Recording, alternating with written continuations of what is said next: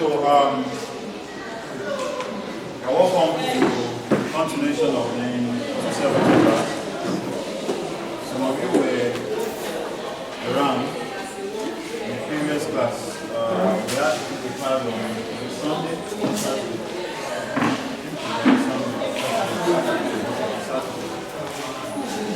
So, we had a class and we talked about sociolinguistics. We also talked about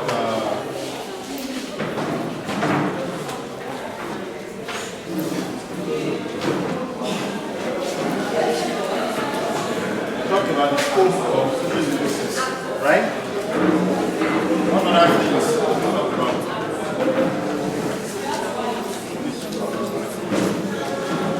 What are the main topics that we talked about?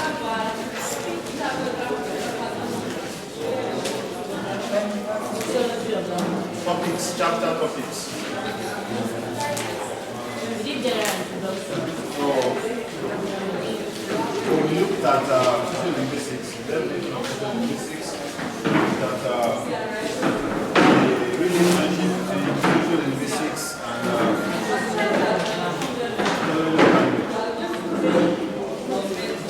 okay.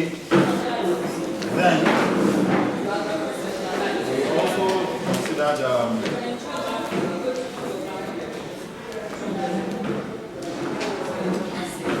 bilingualism. We looked at different definitions to bilingualism. We started the introduction to bilingualism. So we are going to continue from that point today. And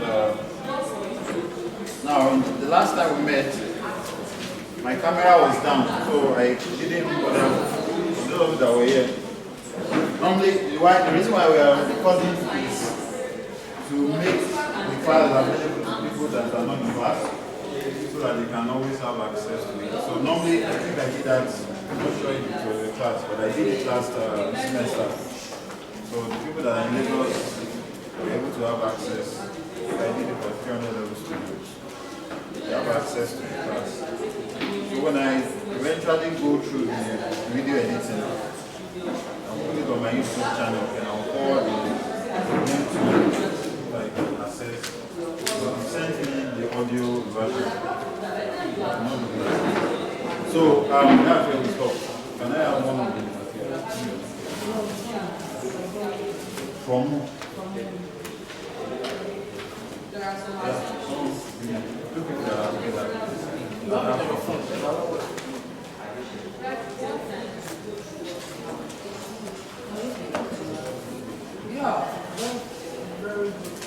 right, so if you were not around on Sunday, part of the things that we said is that this course has a lot to do with bilingualism. So don't be confused. If you keep seeing repetition of bilingualism, we have a lot of things to talk about under bilingualism. Now, we also made mention of certain things when we started the class. Of course, you already know we did certain courses in linguistics. We did 101, did 172, we did 271, right? Now, those courses are sociolinguistic related. But it is in this class that we're actually looking at the general concept or idea of what sociolinguistics is. One of the definitions that I gave to you is that sociolinguistics has to do with the interaction between language and social structure, right? The interaction that you have between language and social structure. There is an interplay that happens when you bring in factors that you have in the society into language. So when you consider gender, you consider age, you consider class, you consider education, you consider a number of them, they have influence on language. Also, language influences these factors, and we've talked about that at length. But today, we are going to continue with some of the definitions of this material. Okay, we looked at speech community. So, then we looked at the definition of bilingualism. And I think we stopped at chapter 6. So we'll continue from chapter 7. Now let me reinforce the idea of bilingualism for the people that we're in class. When you talk about bilingualism, it has to do with an individual. First of all, before you start considering the community, it has to do with an individual. Because no two persons are bilingual in the same way, in the same two languages. Are you getting what I'm saying? No two persons are bilingual in the same way, in the same two languages. For example, you begin to learn that we have different types of bilingual. You could have a coordinate bilingual, you could have a compound bilingual, and you could have a functional bilingual. Are you following me? So for example, you might just be bilingual in Hausa for the purpose of trade. Are you following me? Okay, whereas someone might be bilingual in Hausa and in Yoruba at equal levels. So the person is fluent and proficient in Hausa in the same way the person is fluent and proficient in Yoruba. But for some persons, all they could say is Nawa. Are you following what I'm saying? In Hausa. But it might not apply for certain other persons. Okay, so those two persons are bilingual in the same way. Another reason or another way to look at bilingualism is that for some persons they learn the language naturally from home. Do you get what I'm saying? Whereas some persons need to come to school to acquire the language. That's why you see the difference between a compound bilingual and a coordinate bilingual. Right? So some persons need to learn in school. Some persons need to learn generally from home. And some persons, they just learn at a lower degree. So you see a complex bilingual. So let's continue to look at the criticism on the definition of bilingualism. Then, we'll now go to different types and causes of bilingualism.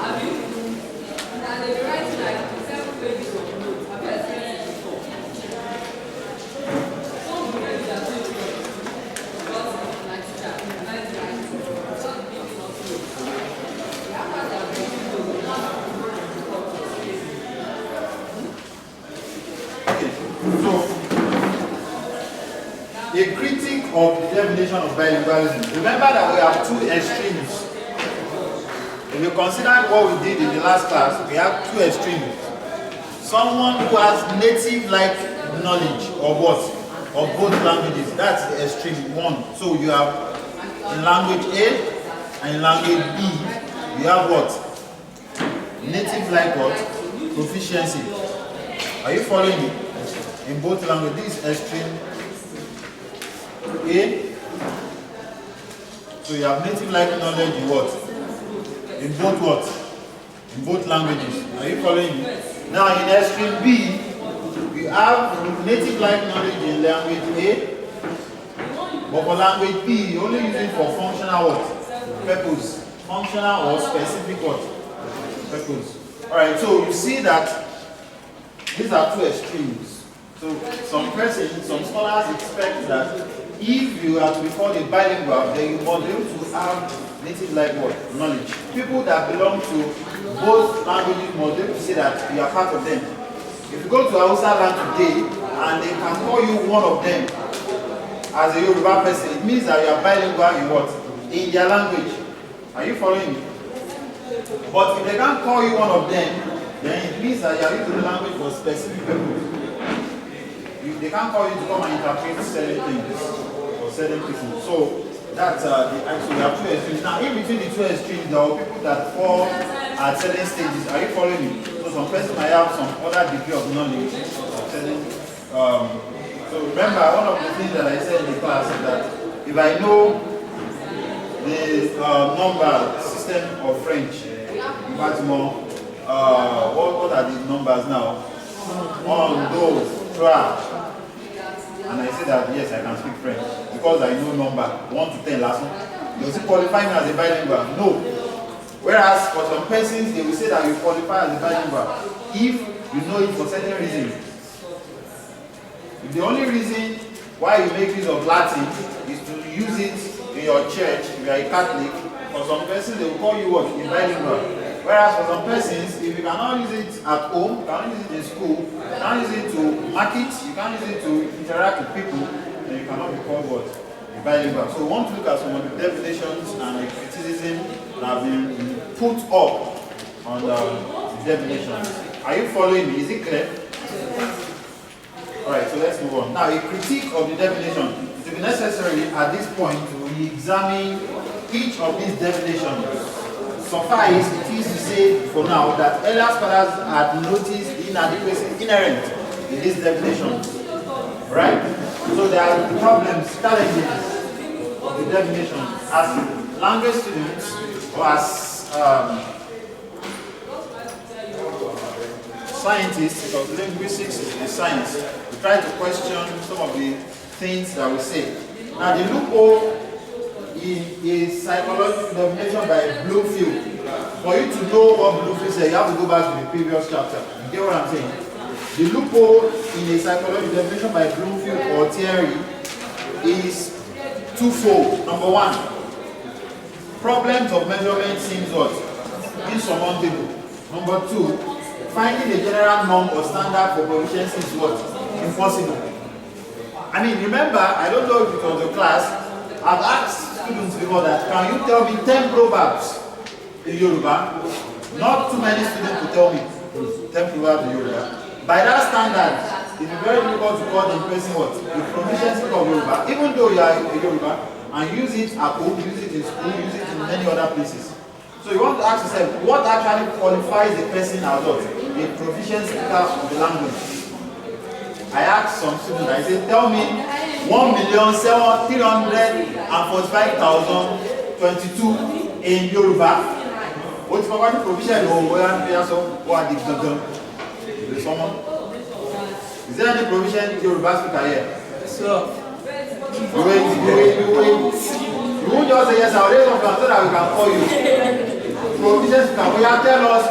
And you two have it? No, I want to know. You have it? Tell us 1,345,023 naira in Yoruba.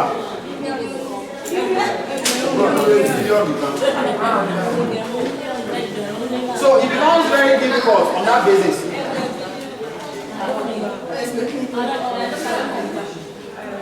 So you see that it's very challenging. One of the definitions that Bloomfield and Thierry gave is that before you be called a proficient speaker, I mean a bilingual, you must be proficient in both languages. So the challenge is that how do we measure what? Proficiency. Are you following me? How do we measure proficiency? If we cannot measure proficiency, then anyone can claim to be proficient. Is proficiency based on your ability to speak the language fluently, your ability to read the language, your ability to speak, your ability to listen. You know, there are some people that can understand what you say about the language, but they can't speak the language. They are speakers of Yoruba, but they can't speak Yoruba, they speak only English or maybe Pidgin. There are people like that. So, are you going to call them proficient speakers of the language? There are some people that can speak Yoruba, but they cannot read Yoruba. I mean, many of you cannot read Yoruba. I asked somebody to come and read Yoruba. I'm a real rich reading. July 2, you are actually now. Are you Yoruba speakers? Eh? Because you can read Yoruba. You know? Do you know how you know that certain people cannot read Yoruba? It is not by what I wrote on the board. It is by asking them to say the tone of what I wrote on the board. So if I say, I don't want to answer, guy, what is it? I don't, you can't tell me that Awami or no Ami. What is the tone on this? I'm going to get you now. I'm going to get you. What is the tone on this? Are you Yoruba? You, what is the tone on this? Now, I'm going to get you now. I'm going to get you.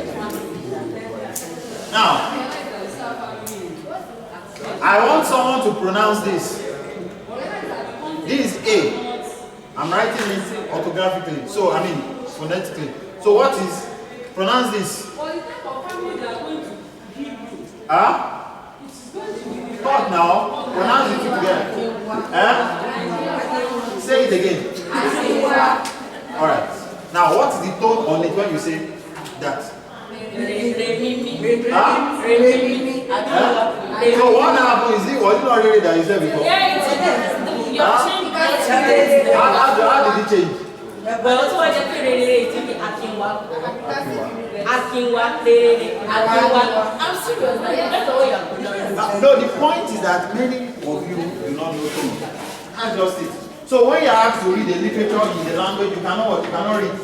Some of you can actually read because they are from the village. Alright, there's some authority.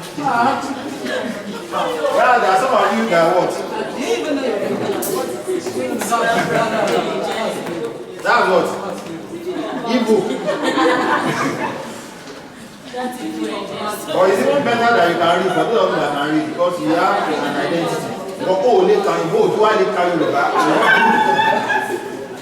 Are you getting what I'm saying? So, I mean, but the point we are trying to make is that how do you measure proficiency? So once you can't do that, it becomes difficult giving that kind of definition. That's number one.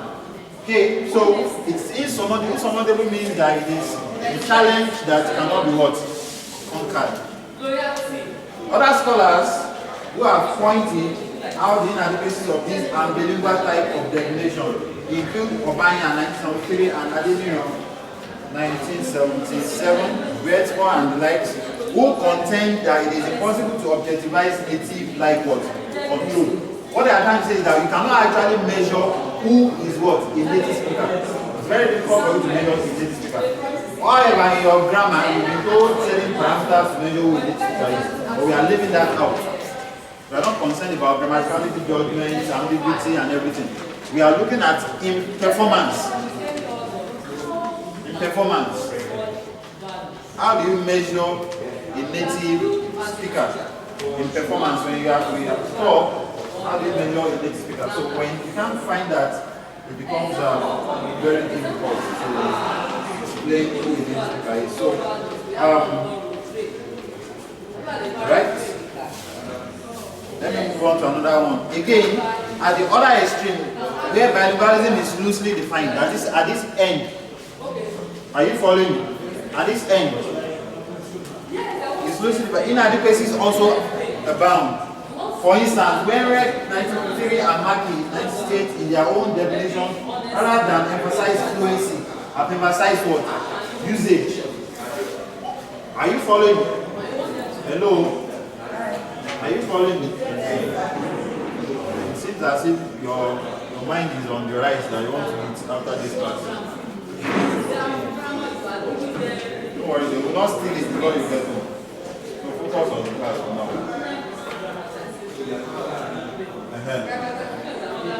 One extreme A, talks about what?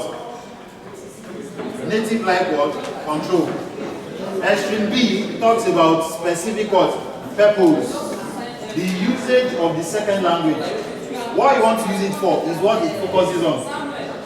And that is inadequate. So it means that I can just go now and learn a little bit about Spanish.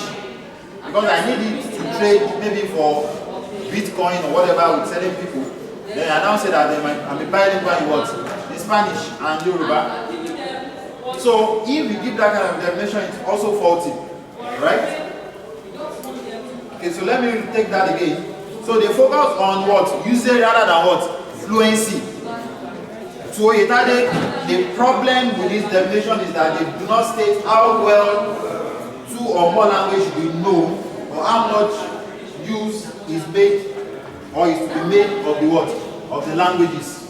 So what we are trying to say is that at what stage can you say you have a vertical line like this, a vertical line like this, and you want to measure the stage where you can say someone is what? A bilingual. We are looking at usage what? Frequency. Are you following me? Yes. Usage what? Frequency. So for example, the person used the language for what? For greeting. Are you following me? Yes. Use the language for buying. the language for cursing people. Are you following me? Okay, use the language for toasting ladies. Are you getting what I'm saying? I want to support the area, so we'll make the language your toasting. Do you get what I'm saying? For what? Greeting. Nagode. What else did they say? Sonu. Naomi. Yageja. Umo Yedada. For what? Buying. Now, right? Cursing. Shake government. Toasting. Umo Yedada. Now, there are some other usages. Are you following? For example, interacting with neighbors. You want to talk about football. Can you use the language to talk about what? Football. You want to pray. Can you use the language to what? To pray. So we are saying that at what point, looking at this usage, can you say that someone is actually what? A bilingual. Will you say that someone is a bilingual if you can only greet in the what? In the language? Are you following? Or if you can greet and just what? Bye. So at what point will you say that what? Someone is what? A bilingual on the basis of what? Usage. Do you get what I'm saying? So if you are saying once you can interact, you are a bilingual, you don't need to know the songs or the proverbs or the numbers or whatever then. So what we are trying to judge, what we are criticizing basically is the parameter of weighing what qualifies someone as what? Bilingual. Whether you are looking at native life control or you are looking at what? Specific purposes. Do you understand what I'm saying? Okay, so first, whichever perspective one looks at it, that is whether we define bilingualism, number one, biologically as the language which the mother speaks and passes on to the child. Number two, attitudinally as the one the speaker identifies with. Or number three, sociolinguistically as the language one a person uses most. Bilingualism is difficult to what? To define what? Right. So it's very difficult. Adding to all these problems already revealed in the measurement standards, which neither are not even universally the same, not completely foolproof. Factor are there for any objective result to be possible. Hence, the research results as regards a respondent's knowledge of two languages may not necessarily tally with respondent's personal assessment of himself. What they are trying to say is that some persons have carried out their research, are you following me, on bilingualism. Someone can tell you that I'm bilingual even in usage. Hello, look up. Someone can tell you that I'm bilingual even in usage. Or I'm bilingual in native life control. So they will ask you, okay, tell us to what extent, okay, I can use it to do that, I can use it to do that. But ask them to come and say the thing. Are you following me? So when you use mathematical measurements, okay, you did chi-square and you find your p-value, then you say that, okay, this person has 0.2 qualification to explaining bilingualism. Are you following what I'm saying? And you say, okay, this person is bilingual on the basis of this parameter. But ask person to come and do what he said he knows how to do based on parameter that he has listed. He can't do that. Are you following what I'm saying? So that's the idea of what we are trying to say, that what people feel when they fill questionnaires are not the reality of who they are. They lie at times. Are you following what I'm saying? Ask people to come and fill questionnaire now. On the last time they prayed. Yeah, questionnaire. When was the last time you studied your Bible? This morning. When was the last time you prayed? This morning. Abi? That's what many people will say. But in reality, we are last year, that's questionnaire. Last year crossover.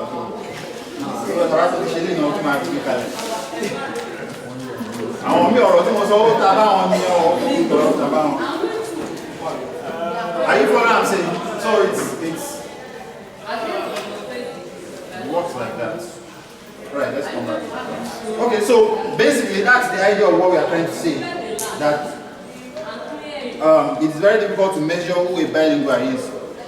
Okay, so let's move on to, I'm going to skip some of all this, like 271, this also is the reading. Have you seen your 271 results? No. I learned that they started uploading results. Have you seen any link? No. You've only seen GS. But some persons have seen some courses that I thought that you don't know. But I think we did very well on your 271. 4-1.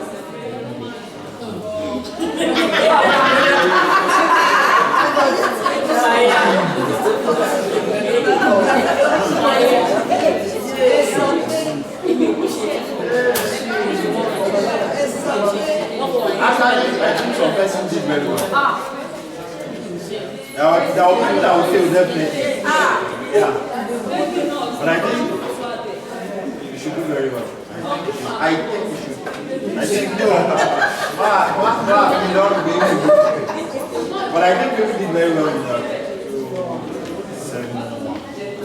But 2-4-1, we added some marks to help people.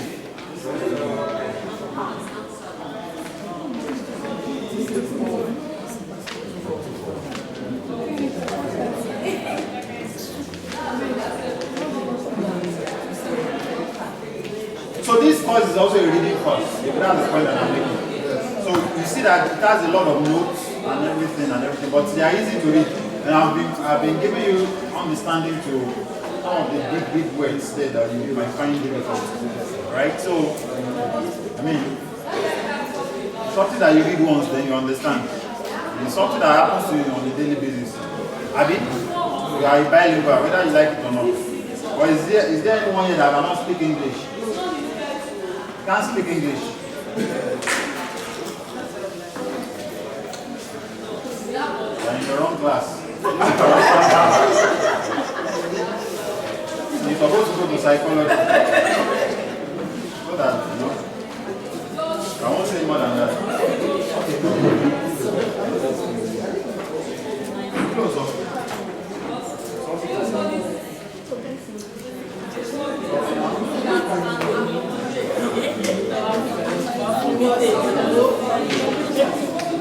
Ó ti wá sọ mí lẹ́nu báyìí, ó ṣáà máa ń bí ọ̀tẹ̀ mi dàbí. Ìlú ẹ̀.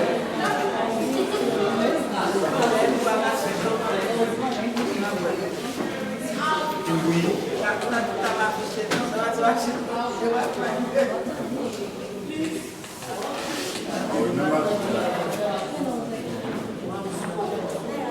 Mélòó ni ara mi tó ń lọ sí ìdàgbà, ájọ ìdàgbà papọ̀ ní ájọ ìdàgbà papọ̀. Ní òun wà lábẹ́ ní ìbá ní ọmọ tó ìyá yọmi bá ń lò tó ìyá oṣù. Yes, now. Alright, so let's move on. The intractable nature of bilingualism as evident in the foregoing made it to be considered as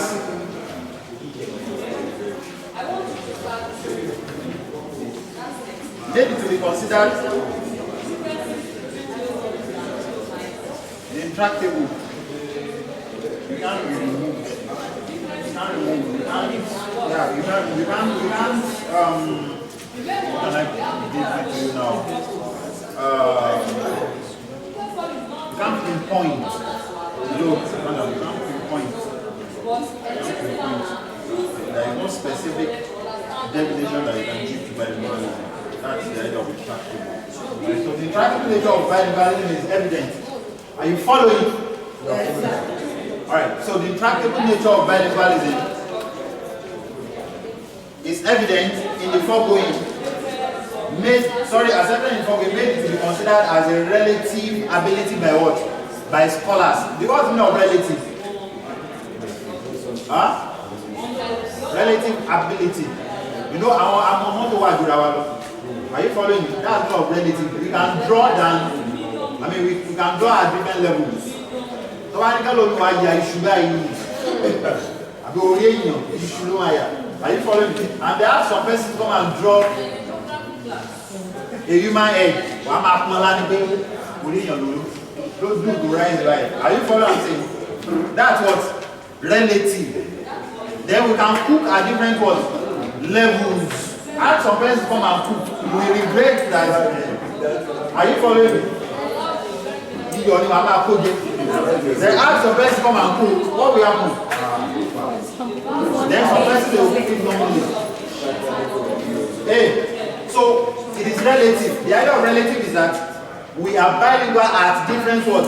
Levels.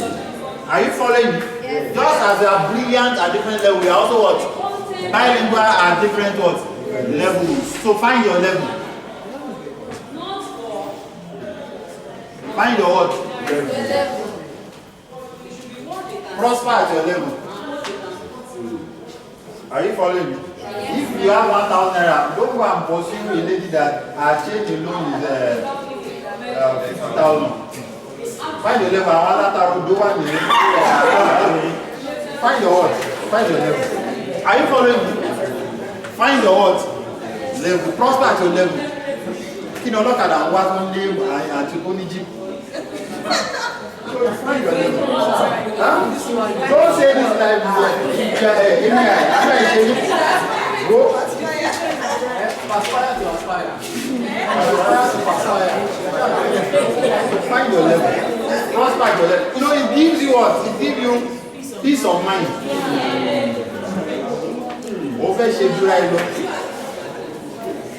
Are you following me?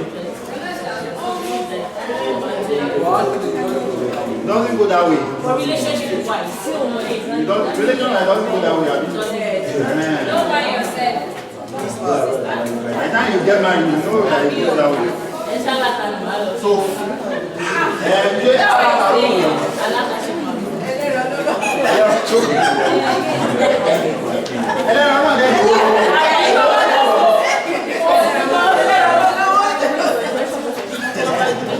I mean, it depends on the area that you choose. I don't buy a book.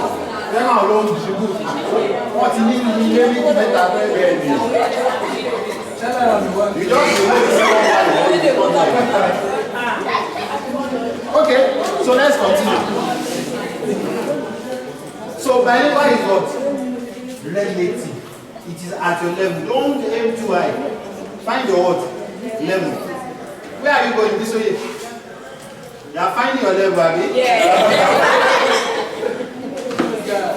Hopefully, inspiration to go and you're something I must pursue this guy. No. Finding my level. My level is like.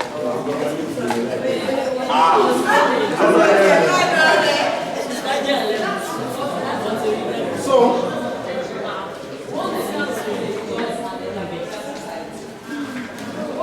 now the intractable nature of bilingualism accepted. So it shows that what bilingualism is relative. Okay. The next paragraph. Meanwhile, bilingualism shall be taken here to mean a fair or reasonable mastery of more than one word, language, to the extent that such an individual is able to relate well with members of two different ethnic groups. If you are looking for a definition to give, this is the definition you should underline. Are you following me? Or you should mark. After all the arguments you have made, you know when you go to a law court or you go for a debate and you have argued to the right, you have argued to the left, you now come back to what? To the middle. Are you following me? You now say, okay, after we considered Mr. A, we have considered Mr. B, we have found out that they all need to come together. Are you following me? If two persons they are going for a divorce and in the place of divorce they got pregnant again, I mean, what if I level around? Are you following what I'm saying? So you have to buy. Should they still continue with the divorce? They please they continue. They know divorce know what to do. Let me buy me around them. So the definition you should look out for is the one that I've given here now. If you are trying to get a definition, It is the one that is here. Let me read it again. Look at it. Oh. Meanwhile, bilingualism shall be taken here, underline here, there. Shall be taken what? Here, to mean a fair or reasonable mastery of more than one what? Language, to the extent that such an individual is able to relate well with members of two different ethnic groups. Right, so that's not about criticism of bilingualism. The next topic we want to look at is causes of what? Bilingualism. Causes of bilingualism.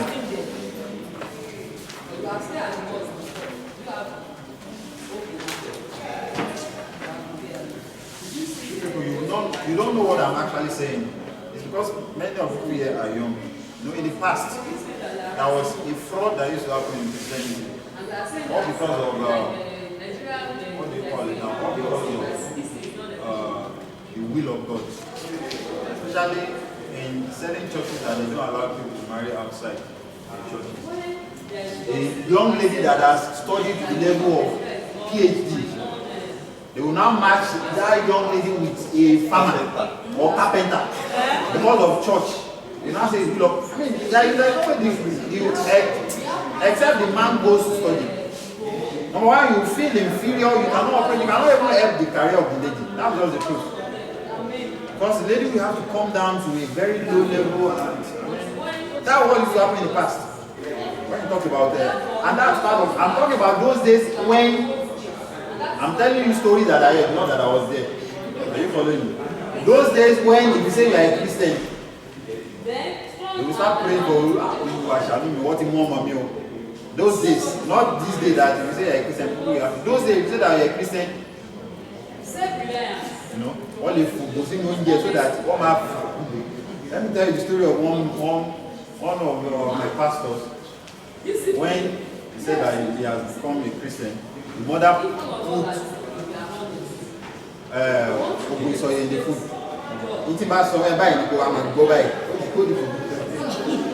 Oh, ní lọ church yẹn mọ́, mama kí lè rí, impossible. So I'm telling you those days, and that was to happen then. A young lady that has studied so well, they will match the person with a carpenter, and they will say that is the will of God. A farmer, something. Yeah.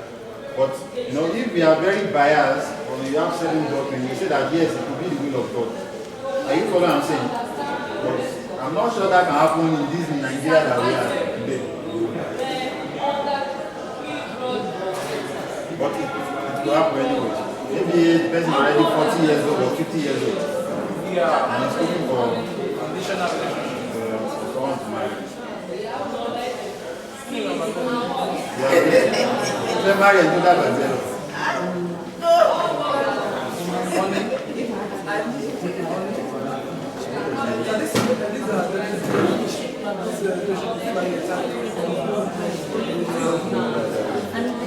You mean the one that I asked to you?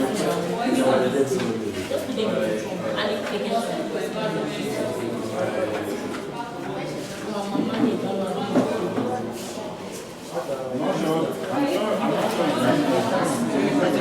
Together by different persons. All right, causes of bilingualism. Causes of what?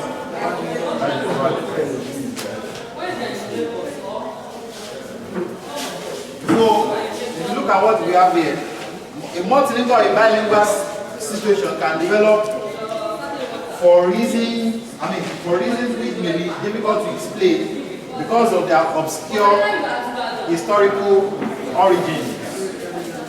Often, the situation is of people's own choosing, but it may also be forced upon them by other circumstances, some of which may include. What they're trying to say there is that it could be a bilingual by choice, then it could be a bilingual by what? By force. Now, the force might not be a physical force. You know, we have different forces. Might not be spiritual, but we have different forces. Okay. So, it could be moved from a particular community. They move to there and say that we have company were at the branch in Afghanistan. You go and represent us there. So what we have, we're going to learn Arabic. Are you following me? Would you like to go? Yes. Right now, you will make money. They will pay you in dollars.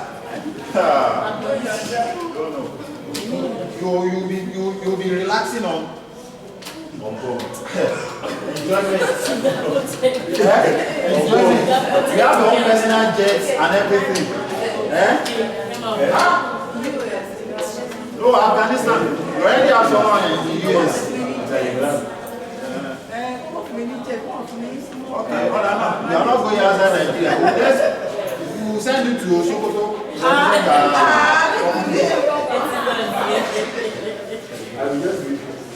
Now, if we have to go to Sokoto, one thing we have to happen. You have to learn the what? The language. And you have to be there for 15 years. You and your family will move there. That's good, Abby. You make money. We pay you 500,000 per month. That's Too small. He's already captured the money for ransom now. We pay 200,000. So, are you getting what I'm saying? Now, it could be also that you are moved to Abuja or you are moved to Port Harcourt. Different reasons, Abby.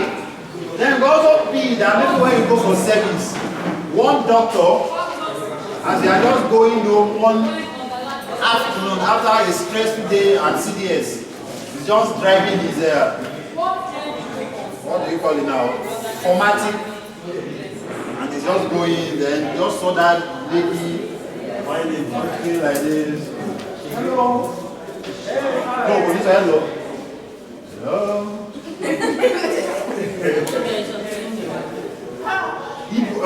Igbo no ma be so go. Sister, if you carry you go, where did you go? Please don't, let me carry you now. Eventually, after the person carries you, after 1 month, after 2 months, as you that person already learning. So what do you call yam in your language? Yam is the new person. You can be Igbo.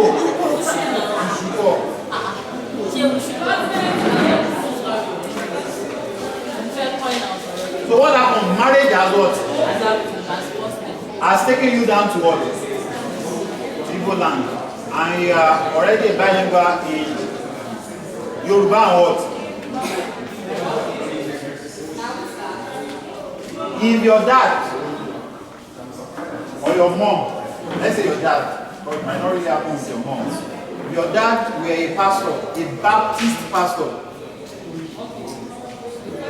and your dad is very sound, and you know that your dad can plant church well. But they want the church by within 2 years, what they people. So this year they will post him to Lagos. Next year they will post him to Niger. They will post him to, I mean, do you know some people like that? That is our pastor. So what will happen? The children will become what? Bilingual or multilingual. Are you following me? So these are some of the reasons why you come out. And the last place bilingual. Huh? And the last place Borno. We'll go to Borno too. Who knows? Maybe very soon now. God will call you. My son. Listen to me. Huh? How often have you? You know what? You can't.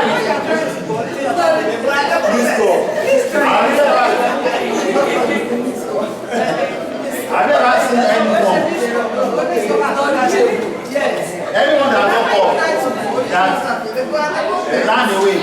Is it possible? I will give you.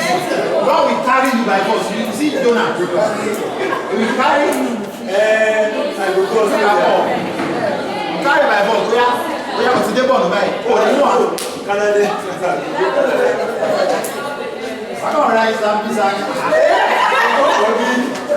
Okay, let's look at it. Okay. Now, politics. Politics, annexation, resettlement, and other political or military acts can make it become what? A bilingual. People may become refugees after military invasion. The indigenous population may have to learn the invaders' what? Language in order to prosper. The same applies into colonization. English language is found its way to have before Africa as a result of what? Colonization. It's even better here in Nigeria. If you go to Francophone countries, they enforce the language on them. Are you following me? They enforce French language on them. Is anyone here from Ejigbo? Ejigbo in Osun State, not in Lagos State. If you know anyone from Ejigbo in Osun State, you will see that the large percentage of them, they speak French. Why? Because their second home is Côte d'Ivoire. Are you following me? They always go there. God knows maybe they were they suffered slavery or whatever, and many of their families are there, so they always go down there.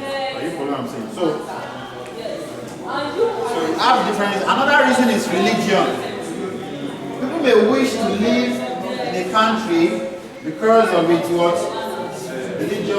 Religious significance, or to leave a country because of its religious what? Oppression. Some of you knew what happened in Afghanistan recently. Okay, the Taliban, they were going to take over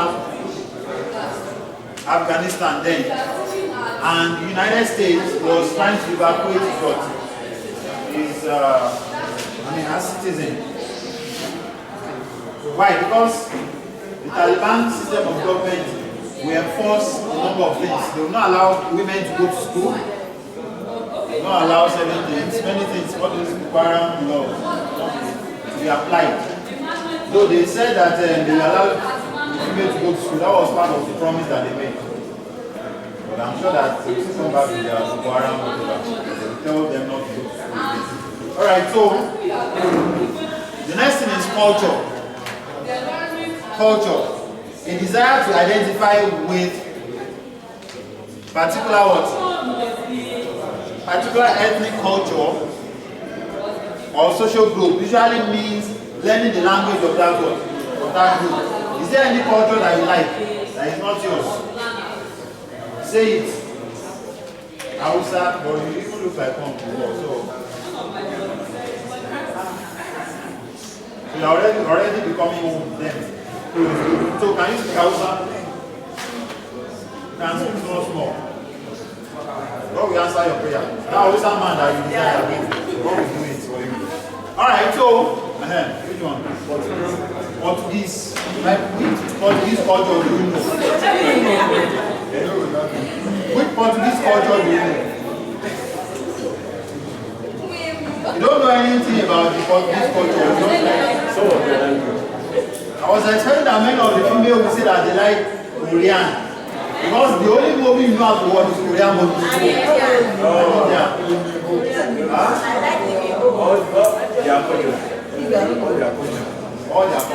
Mention one now, you can't mention one of them.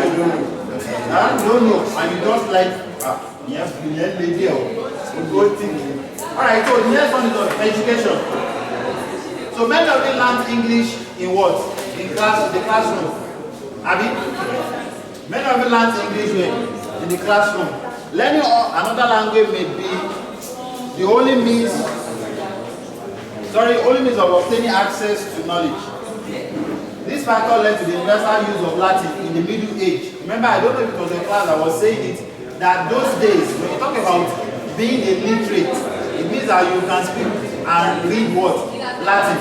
Just as when you talk about being illiterate today means you can speak English in Nigeria, those days being illiterate means you can read Latin. So many people travel from different parts of the world. They went from Egypt, they went from different parts of the world to learn Latin in Italy. So you find out that many of the poems that you read, they will always tell them that they will always make record that they went at some point to what? To Italy. And they will now come back to their own country. Many of the English poets, they actually traveled to Italy at different points in time. Right? Because Latin was the language of what? Of literacy at that point. You want to ask a question? Latin is we can relate to an Italian language. We can relate to an Italian language. Now what happens is that Italian as a language came from what? Latin. Are you following me? Latin is a dead language. But one of the daughters of Latin is what? The Italian language that we have today. So when I say Italian in this sense, I'm talking about the area where it came from. Do you get what I'm saying? The people that owned Latin at that time were the Romans. Are you following me? They were the Romans. Okay, so they developed that. And where is Rome? Where is Rome? Italy. It's in Italy. You know that at the point that the Roman Empire spread to several parts of the world. Okay. So it's at Italy. And when you talk about Italy today, it's different from the Italy of then. Okay. So one of the languages that came as a result of Latin is Italian. Okay. So, but that's not the business in this class. The business is that education will give you the ability to learn some other words, languages. So if you want to learn French, one of the best ways to learn French is what? Attend French what? Classes. I'm going to read GS, French GS. All of you. So can you speak French now? Bonjour. Let's be young. I mean, we are serious about it.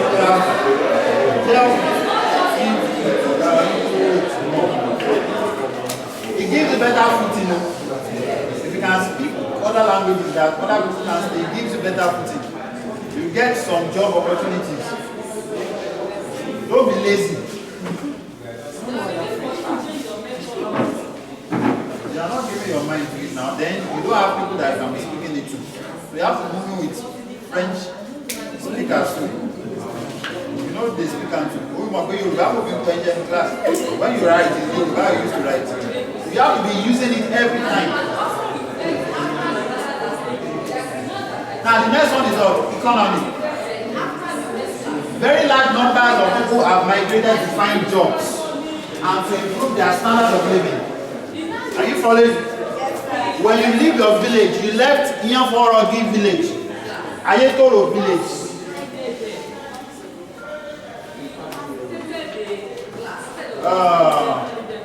Lanlate village. When you left those places and you come to this place, are you following me? And you come to this place, what happens? You acquire some other language. Before then, before you left your village, the only language you could speak was what? The dialect of your community. But by the time you come to this place, one of the things that you have or that you gain is what? Some other languages. If today you travel to Aba,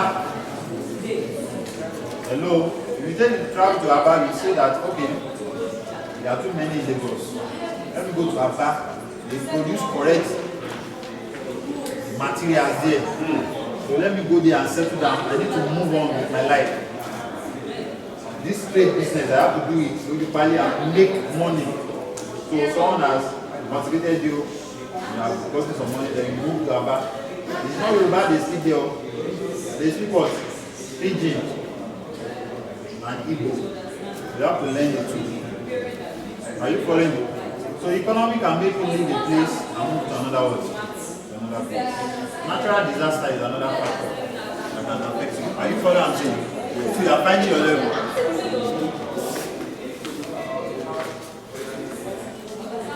Alright, so natural what? disaster. Natural disaster. Alright? So, the next one is what? Natural what? Condition. Now let's move on to the business of the day. The business of the day. Typology classification of what? Bilingualism. Typology classification of bilingualism. I'm not going to go into it straight off. Now we have societal versus what? Individual what? Bilingualism. We will not be reading it. I'm not going to say what some of them are. I might say some of them too. When it says societal, what does it mean?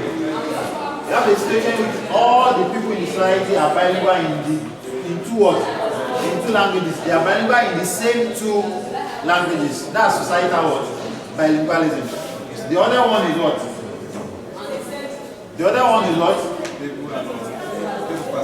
You know what? I think Paris societal now. Individual what? Bilingualism. Now what does this mean? Bilingualism refers to a situation whereby an individual uses two or more words, language for the purpose of what? Communication. So, society versus what? Individual. Society versus what? Individual. Society versus individual bilingualism. Is it clear? So, for example, you could say that for your state as a whole, we have a form of societal bilingualism because we have a large number of Yoruba speakers and what? English speakers. But you could have individual bilingualism also because not all of us are bilingual in the same two words, languages. Are you following me? Now the next one is stable versus what? Unstable bilingualism. Now what does this mean? What does this mean? The distinction between stable or unstable bilingualism is used to describe the stage and development of bilingualism in a community. So you have a situation in which the community is completely what? Bilingual. If you go to Canada, they have two major languages in Canada, English and what? French. So it's already stable. There is no way that they can come to a point that it's only English they will start speaking. It's already there. But simply you and French are the two main languages in what? Canada. Are you following me? Okay. But in some situations, you could be, what do you call it now? You could be dealing with bilingualism today, so that the people are bilingual to a degree. Then in the next few years, they are no longer bilingual in that same two languages. Then in some next few years again, then they are bilingual in some other what? Two languages. That's a society, right? So the distinction between stable and unstable bilingualism is used to describe the stage in development of bilingualism in a community. In an unstable bilingualism, the second language is just making its contact with the first word, language of the host community. That is, the second language has not been entrenched into this new community due to factors such as socio-economic, cultural, and political factors. So, for example, can you say that we have stable bilingualism in Oyo? Can you say that we have stable bilingualism in Oyo State? Huh? Can you say that we have stable bilingualism?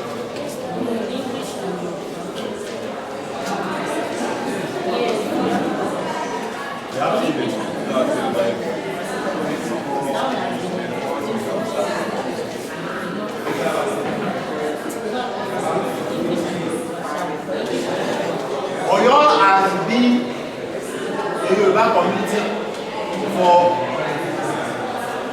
1,000 years. Are you following me? Let's assume that we are dealing with hundreds of centuries. I mean, what do you call it now? Decades of centuries. Okay? That's Oyo. But when the English got it, a century or 2 centuries ago, are you following what I'm saying? Okay?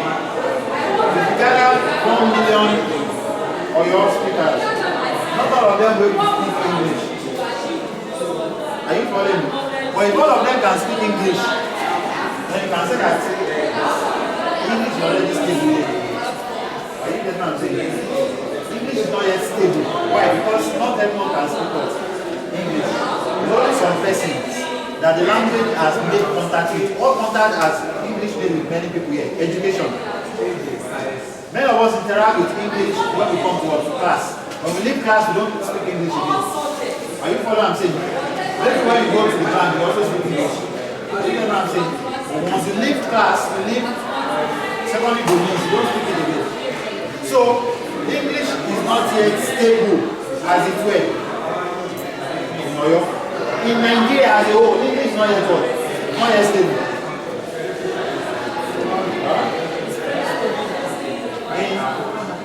In Canada, yes.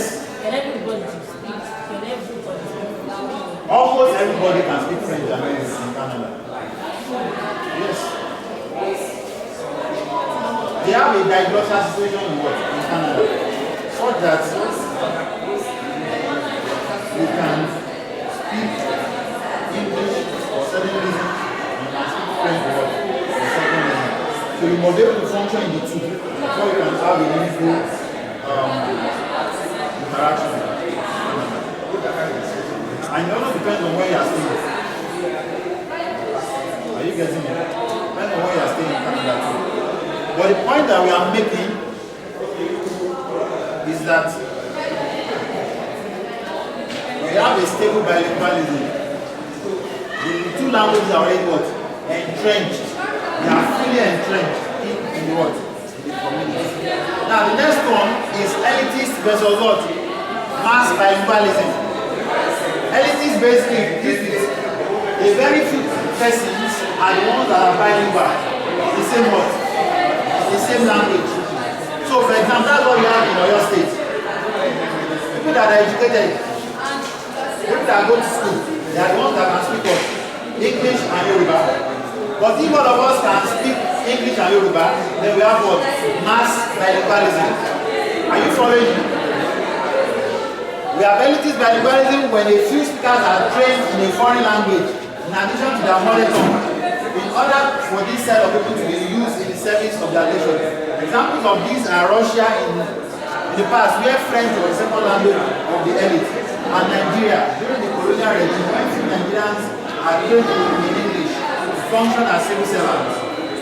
Mass bilingualism refers to a larger set of people who are illiterate but are able to speak in two indigenous languages.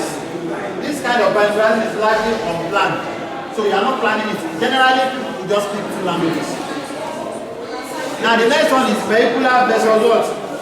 Cultural what? Bilingualism. Vehicular versus what? Cultural bilingualism. What's vehicular? What's vehicular?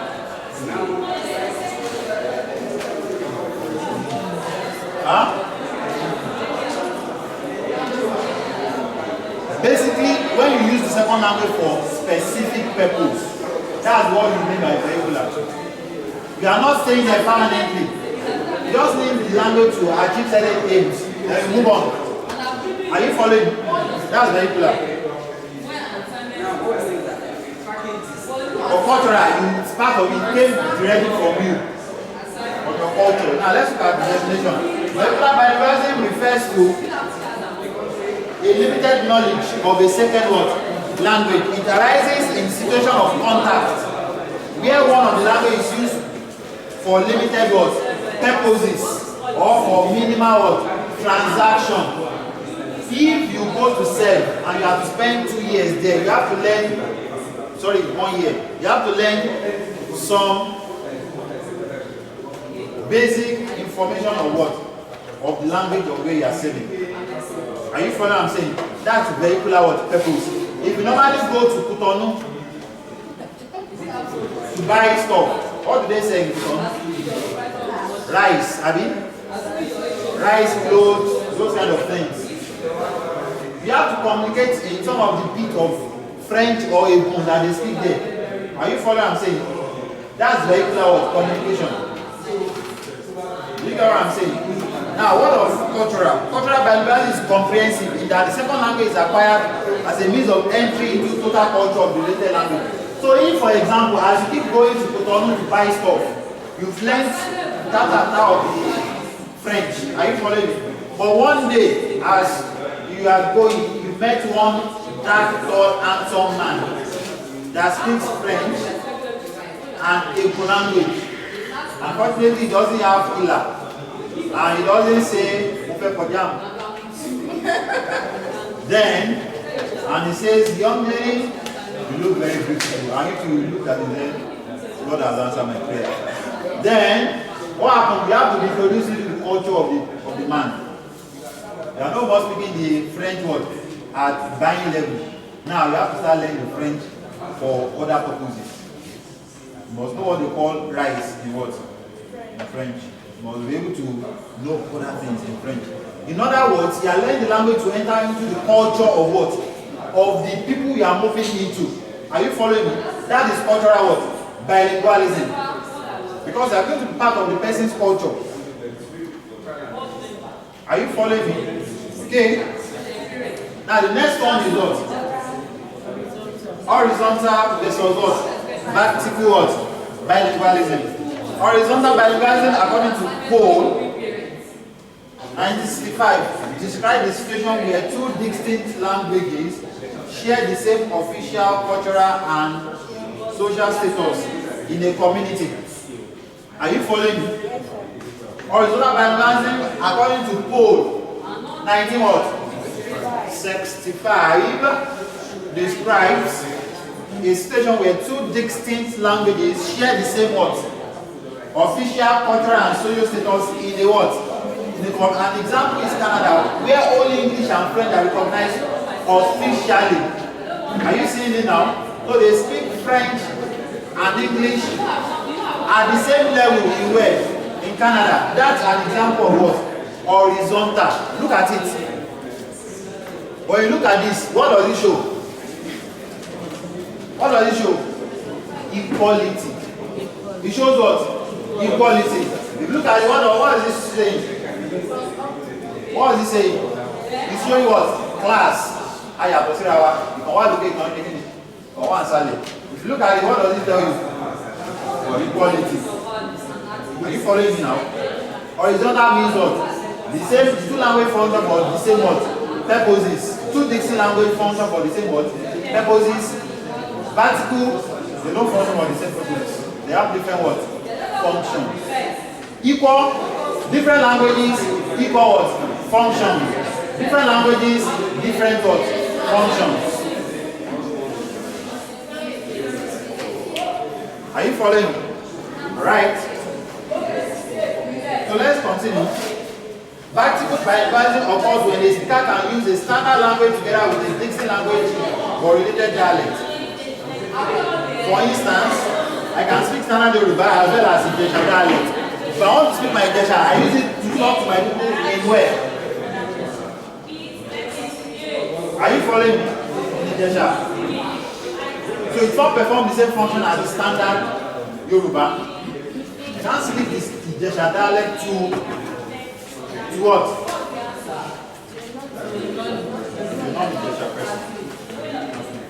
What's the time? I want to eat my donuts.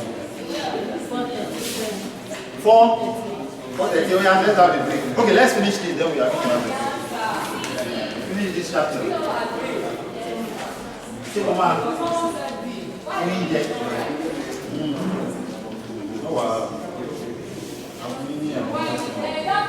So, oral versus what?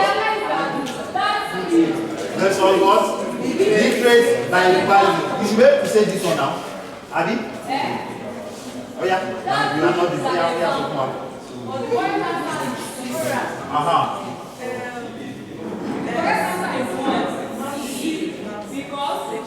Mouth to mouth. What things around man?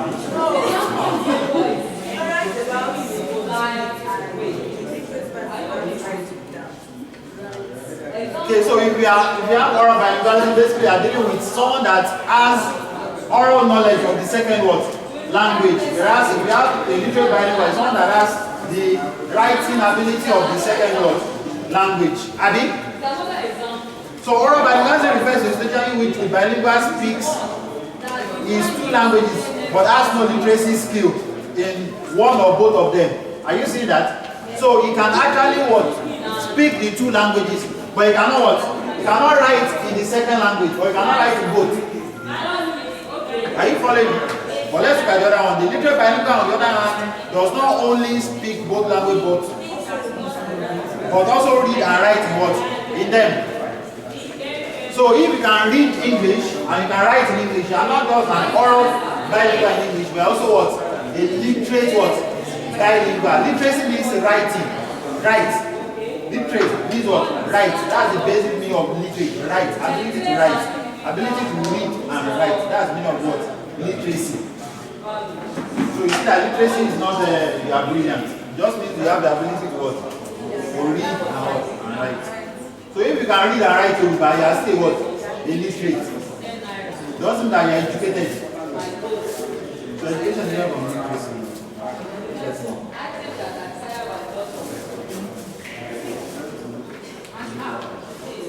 Addictive versus subtractive, and I'm actually you understand it? I will move two of you to different places. You move to the North Pole, you move to the South Pole. Okay, so let's continue.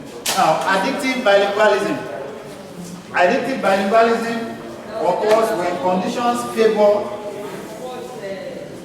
the development and maintenance of the mother tongue while permitting the learning and use of the second word language.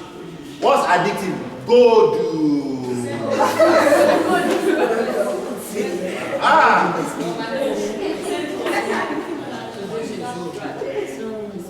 What's not easy? What's not easy? I mean, I don't know what you did that is not easy. What's in learning? What's in learning? How old are you doing that?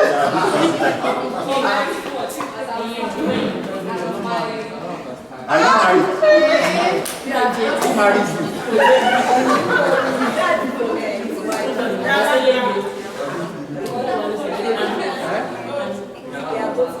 Okay, they are both married. Yeah.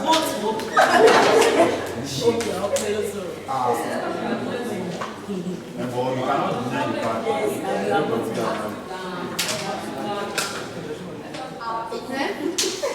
Alright, the answer says go and reply your.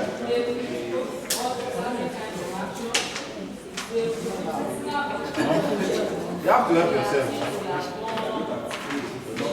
That one, body interest. Okay, so the next one is what? Addictive versus what? So when you already have a language, look up. You have a language. Then the language also comes into it. But when the language comes into it, it doesn't affect your ability to speak your own original what? Language. It doesn't deprive you your ability to speak your language. That's when you have what? An addictive what? Bilingualism. But when it begins to impede on your language, that's what? Subtractive. Addictive bilingualism occurs when conditions favor the development and maintenance of the mother tongue. So this is the mother tongue. Now this is English that you have learned. If English is affecting you in speaking and developing your mother tongue, that's not what? Addictive. That is what? Subtractive. Whereas in subtractive bilingualism, the second language has eventually replaced what? It has replaced what? The first one. Number next. So subtractive bilingualism kills first language. It kills what? First language, it kills the mother tongue. Endoglossic versus exoglossic what? Bilingualism. Endoglossic versus exoglossic what? Bilingualism. Endo means within. Exo means what? Without. Within means in. So your skeleton is where? Within. So you are endoglossic. Mammalian.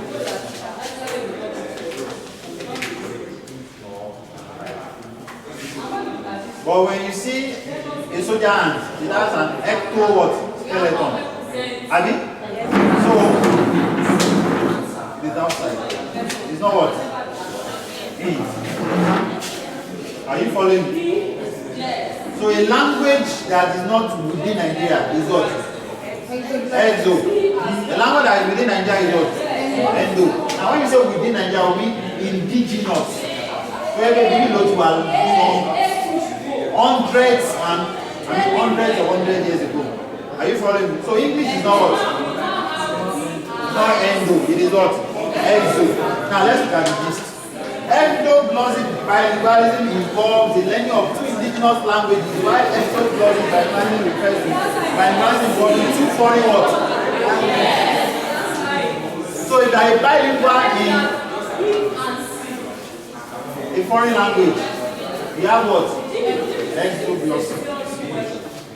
But it either refers to a situation in which one indigenous language and one foreign language are learned as semi-what? Exo-glossy. So that's the situation that many of us are. English and Yoruba. This is a situation in which Nigeria, where the mother tongue is acquired as the first language, while English is learned in school as the second language. The last one, under typology of bilingualism, is symmetrical versus asymmetrical or multilingualism. It's not very different from horizontal versus what? Vertical. In horizontal, you have two distinct languages, right? Are equally performing the same what? Function. Now, in symmetrical, when you say symmetrical, it means, this is it. If I say divide this line symmetrically, that's symmetric what? Division. Are you following me? So, to have matter, that's okay. Is equal. That's all. Symmetric. Now asymmetric. Just cut the parts. Not equal what? Not equal division. Are you following what I'm saying? You get what I'm saying? So it's symmetric by all languages involved have equal what? They have equal status. On the other hand, in asymmetrical bilingualism, at least one of the languages involved has more status than the other. Okay? At least one of the languages involved has more status than others. Canada and Cameroon operate symmetrical bilingualism between both English and French. Because both English and French has what? Sorry, that should be out, not ours. Have official status.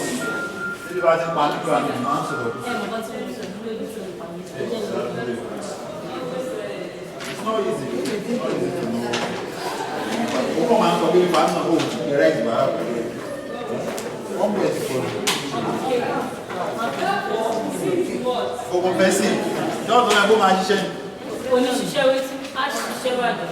Try no.